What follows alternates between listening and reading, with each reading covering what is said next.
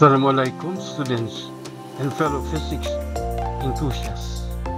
In this episode, we take a revisit of image formation by lenses. Supposing you are told that the image formed by a lens is enlarged, erect, and virtual, can you conclude that the type of lens is a converging lens? Join me up to the end of this video to find out, watch and learn.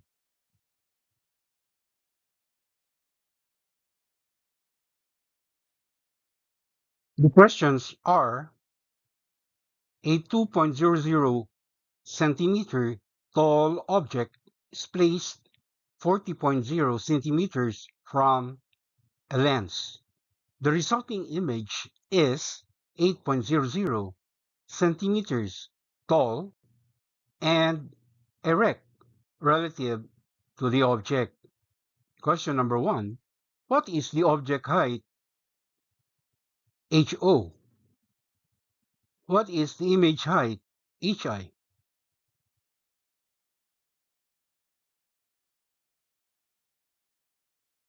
Question number 2. What is the object distance DO? What is the image distance DI? Is the image real or virtual? Why? Question number 3. Is the image formed by the lens enlarged or reduced? Is the image formed erect or inverted? Justify your answers in both A and B.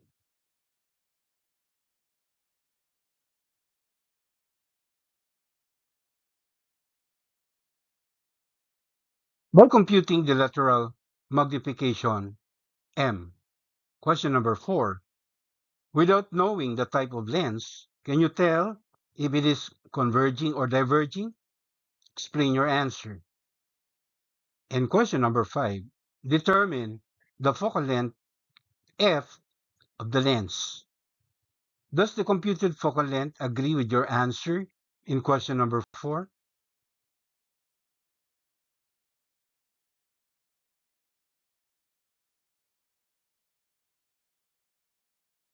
The height of the object HO is given and is equal to 2.00 centimeters, while the height of the image is equal to 8.00 centimeters.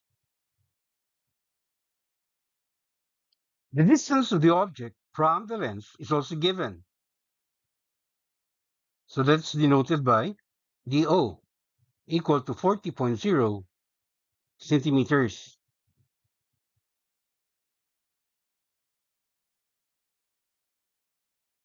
The image distance, which is not given, can be determined using this equation. DI is equal to the product of negative DO and HI divided by HO.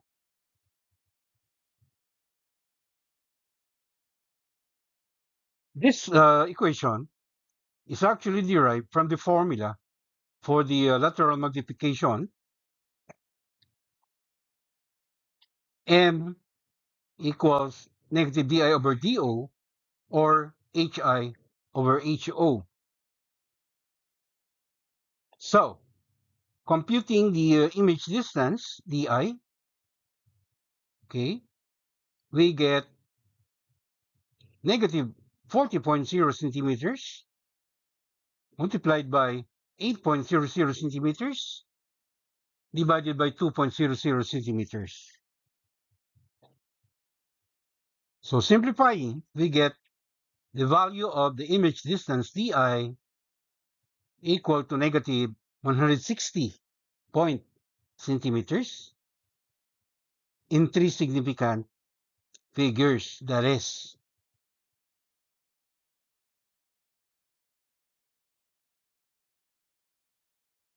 An image distance that is negative means that the image is virtual. Or we say that the image is formed by the lens on the same side of the lens where the object is located. As shown in the sketch, if the object is located between the virtual focus and the lens, then the image is formed way beyond the virtual focus. That's why it is considered a virtual image.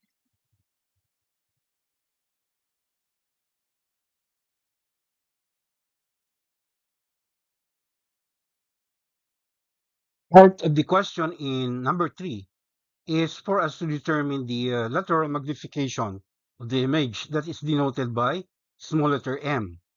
So the formula is m equals negative di over do. All right. So conceptually, when we say lateral magnification, it gives us an idea as to how many times the image, all right, is larger or smaller compared to the size of the object. That's why earlier we also had another formula for lateral magnification, which is hi, or the height, the image, over ho, which the height of the object. So when we substitute the given data, we get the lateral magnification m equals negative quantity negative 160 centimeters divided by 40.0 centimeters. So when you do our math, we get the value of the lateral magnification m is equal to positive 4.00. And this can be interpreted, okay, that the image is considered enlarged, right? As shown in the sketch. And based on the computed m, we say that since the computed m is or has an absolute value of m that is greater than 1, it is considered enlarged. How many times is it larger compared to the object? We say that it is 4.00 times bigger than the object. And that, as far as the orientation of the image is concerned, it is considered erect or upright because the computed m has a sign of positive.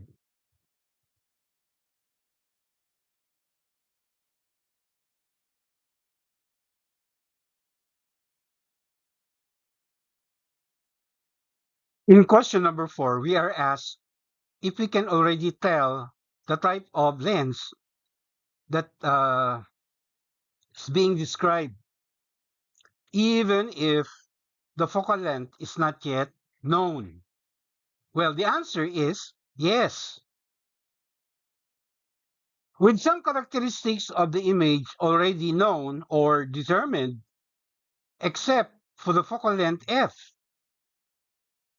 we can already at this point conclude that this is a converging lens. Right? So between a diverging lens and a converging lens, it is a converging lens that can form, all right, an image of a real object that is virtual, erect, and enlarged.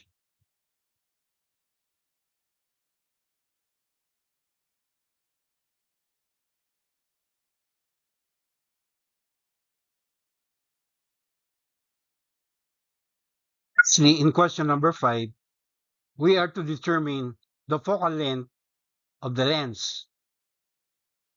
And we use this derived formula. The original formula, of course, is the thin lens equation, or the reciprocal version of the thin lens equation, right? So when we plug the quantities into this formula, we get the focal length f equals 40.0 centimeters.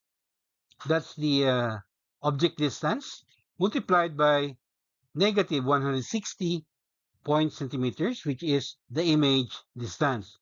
So their product will be divided by the sum of the object distance and the image distance, or 40.0 centimeters plus negative 160 point centimeters. All right. Remember, the image distance is negative.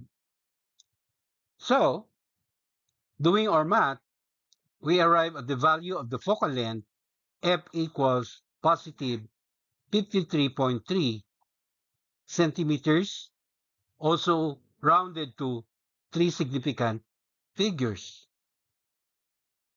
So, a positive focal length means that the lens is a converging lens.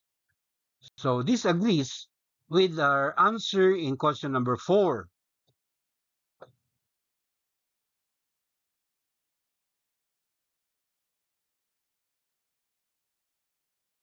We can also do the ray tracing diagram to support our mathematical computations. Usually, this is done by using an appropriate scale. But here, we do away with that scaling. All right? For simplicity, that is. And to begin with, we draw a straight horizontal line called the principal axis, denoted by P. So that is the principal axis. Then, we also draw a straight vertical line that represents the vertex of the lens. Right? This is an imaginary vertical line representing the vertex of the lens. Right? So the way we are drawing the lens here is just to emphasize that we're talking about a converging lens. Remember, a converging lens has its geometric center thicker than its edges, right? And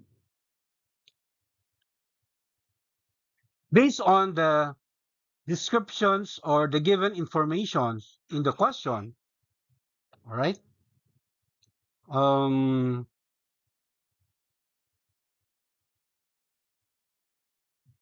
we emphasize that the object is located somewhere uh, between the what we call virtual focus and the lens.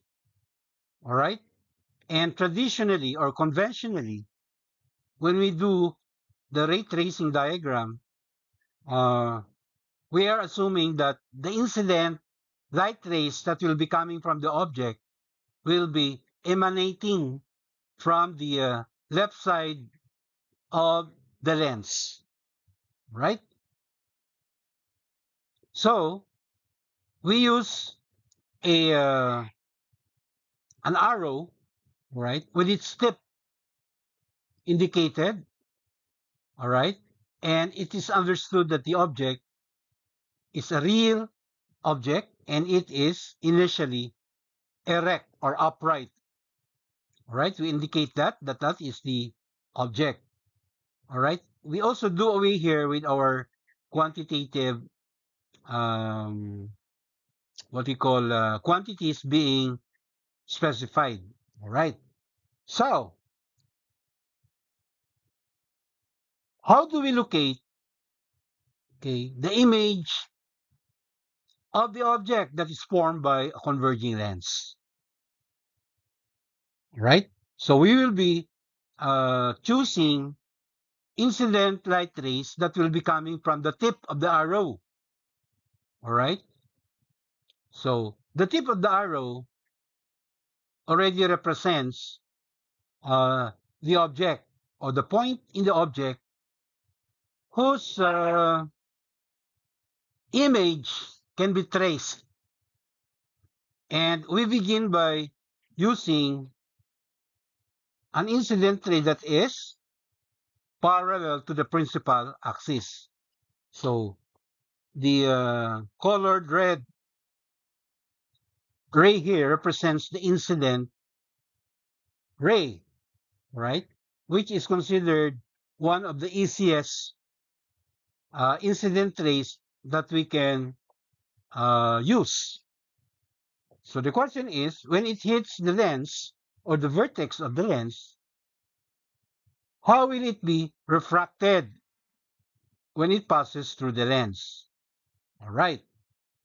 So when a parallel ray that is, or an incident parallel ray that is parallel to the principal axis passes through the lens, right, it will be refracted or bent such that it passes through the real focus. So that point represents the real focus, right?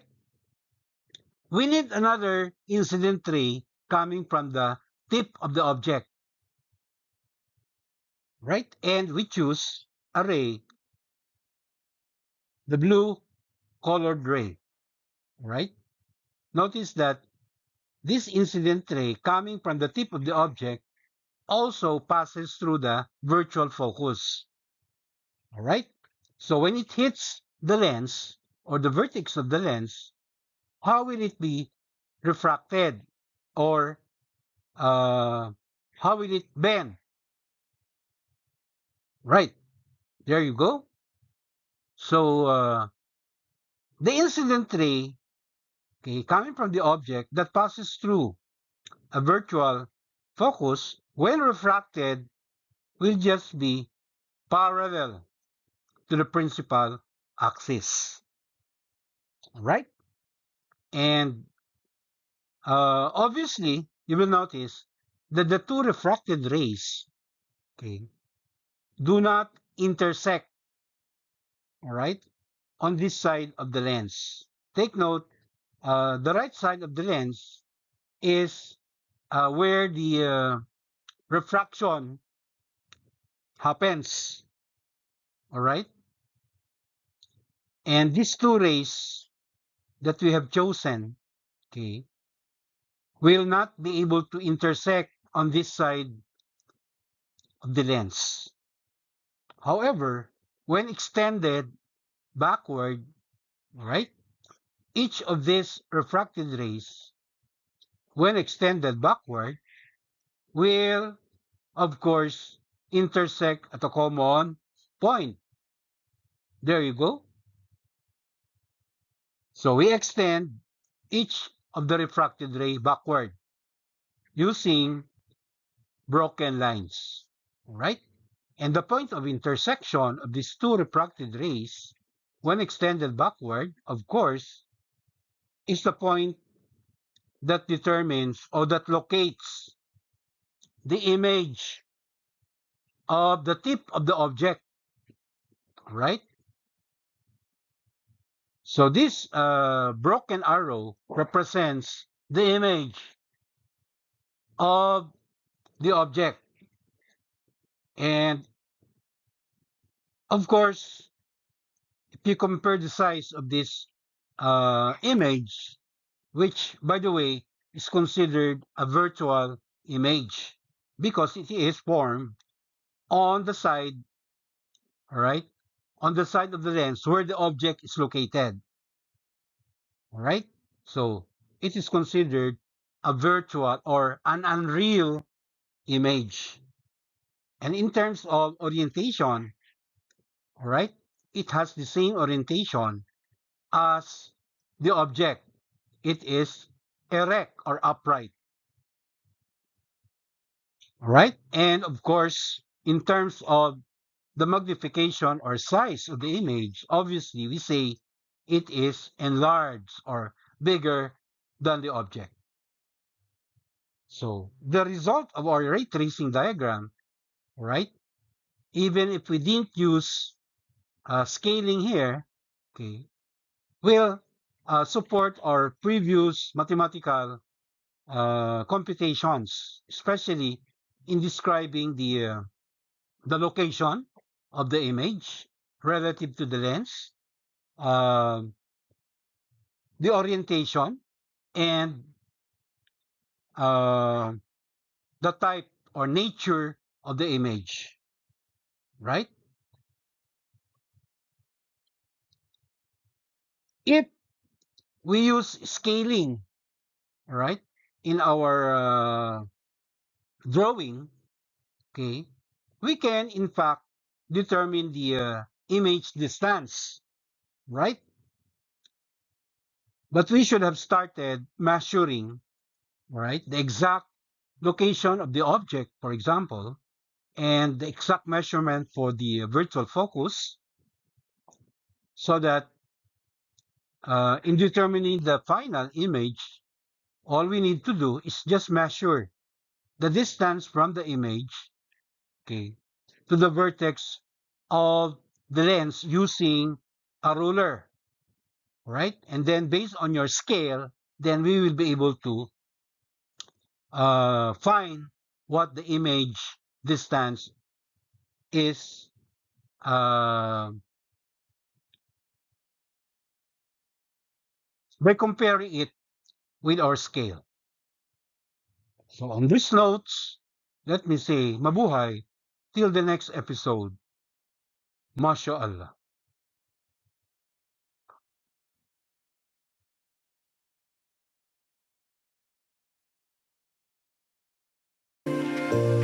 Thank you very much for your indulgence. Please don't forget to subscribe to my YouTube channel. Alhamdulillah.